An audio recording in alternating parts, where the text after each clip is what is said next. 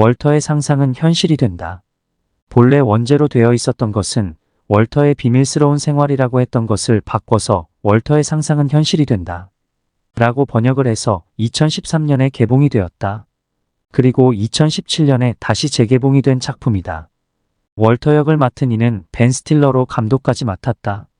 상대 역인 셰릴 여크리스틴 위그를 맡은 상대 배우는 같은 회사에 근무하는 재무과 직원이었고 12살 아들을 둔 싱글맘이었다. 그녀는 LIFEG에 막 들어온 상황이었다. 월터 미티는 16년 차였다. 필름을 현상하는 파트의 팀장으로 근무하고 있었다. 영화의 시작은 미티가 출근을 준비하는 장면부터 시작한다. PC로 셰릴에게 윙크 이모티콘을 전송하려는데 그것이 오류가 난다. 프로그램을 운영하는 회사는 E-하몬이라는 남녀 간의 만남 주선 사이트 회사였다. 토드 마허펫은 오스왈드 분과 배역을 소화했다. 에러가 난 원인은 프로필에 공란을 남겨둔 탓이었다. 이런 사정을 모르는 미티는 그것을 가지고 마허에게 항의하고 왜 전송이 되지 않았냐고 따지는 것이다. 그리고 그것은 출근길 지하철역까지 이어진다. 그리고 급기야 전철까지 놓치는 원인을 제공한다. 그러던 와중에 미티의 상상력이 발휘된다. 미티는 건물 속으로 미끄러지듯이 들어가 셰릴을 구해낸다. 그 후 곧바로 폭탄에 의해 건물을 폭파되고 순식간에 아수라장이 된다. 미티가 출근하는 길에 여동생이 생일을 맞은 미티에게 케이크를 선물로 건넨다. 그리고 고무인형도 준다. 그것을 들고 출근하던 미티는 자신의 회사가 주말 사이에 M&R을 당했다는 것을 알게 된다. 그리고 인수 담당 임원인 테드 핸드릭스 애덤 소로프너와 마주친다. 미티의 상상에 의해 두 사람을 불꽃 튀기는 대결을 펼친다. 미티의 취미는 멍 때리며 상상하기이다. 전설적인 사진작가 숀 오코넬 숀 펜이 보내온 25번째 필름을 현상해서 그것을 다음 호의 표지로 올려달라는 메일을 받는다. 그런데 25번째 필름이 오리무중이다. 사진의 원판인 필름과 함께 그동안 고생한 월터를 위해 숀이 지갑을 선물했다. 가죽 지갑으로 숀이 그동안의 노고에 대한 감사와 답례를 겸한 것이었다. 미티는 결국 표지 사진의 필름을 찾기 위해 숀을 찾아 떠나는 여행에 나선다. 그 25번째 사진에는 인생의 정수 더 퀸테선스 오브 라이프가 담겨져 있다는 설명이었다. 미티는 젊은 시절 모이칸 헤어 중앙 라인의 모발을 길게 남겨두고 옆부분은 짧게 깎은 스타일을 하고 배낭여행을 다녔었다. 어린 시절 아버지를 여의고 어머니와 여동생을 부양해가며 삶을 살아온 상황이었다. 생활비 마련을 위해 어머니의 애지중지한 보물 피아노도 팔아야 할 처지에 놓여지기도 한다. 여동생은 뮤지컬 배우로 활약을 펼치고 있었다. 셰릴은 재무 관련 부서에서 일하고 있기 때문에 숀의 거주지를 알 수 있어. 그 정보를 월터에게 제공하고 적극적으로 협조한다. 그곳은 그린란드였다. 그가 용역료를 수령해간 최후 거주지는 외진 그린란드였다. 숀을 만나기 위해 미티는 무작정 그린란드로 간다. 헬기를 조정하는 조종사의 엄지손가락에 낀 반지를 보고 그가 찍은 사진 속의 엄지손가락임을 알아낸다. 그렇게 헬기를 타고 가야 하는데 조종사는 술에 잔뜩 취해 있어 불안하기 그지없다. 망설이고 있는 그에게 상상 속의 셰릴이 나타나 기타를 치면서 노래 스페이스 아더티를 부르며 그의 등을 떠민다. 억지충 형식으로 헬기의 가까스로 타게 된 미티는 모험을 감행하게 된다.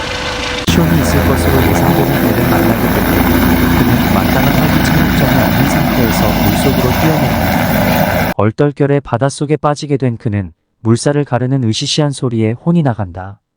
배 위에서는 그것은 돌고래라고 안심시킨다. 그는 죽으라 헤엄쳐 위기를 벗어난다. 그리고 난 후 물속을 보니 그것은 상어였다. 거의 구사일생으로 살아난 셈이었다. 그가 배 위로 올라가 숀을 찾았으나 그는 이미 아이슬란드로 떠난 뒤였다. 다시 길을 재촉해서 아이슬란드로 갔다.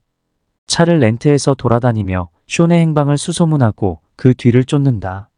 그는 어렸던 때의 스케이트보드 선수였다. 조그만 돌을 천으로 감아 손에 묶은 뒤 그것으로 코너링을 기가 막히게 하면서 질주한다. 마찰을 최소화시키면서 부상 방지를 위해 그렇게 한 것이었다. 숀이 찍으려 하는 장면은 화산이 폭발하는 장면이었다. 경비행기 위에 날개에 올라가 사진을 찍으려 하는 모습을 보여준다.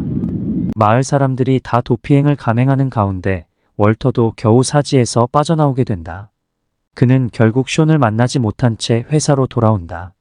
그런데 그는 합병한 회사의 임원이 핸드릭스로부터 해고 통지를 받는다. 그리고 집에서 지내던 중에 숀의 사진의 한 단서를 발견한다. 그것은 어머니가 찍은 피아노 한쪽 면의 사진이었다.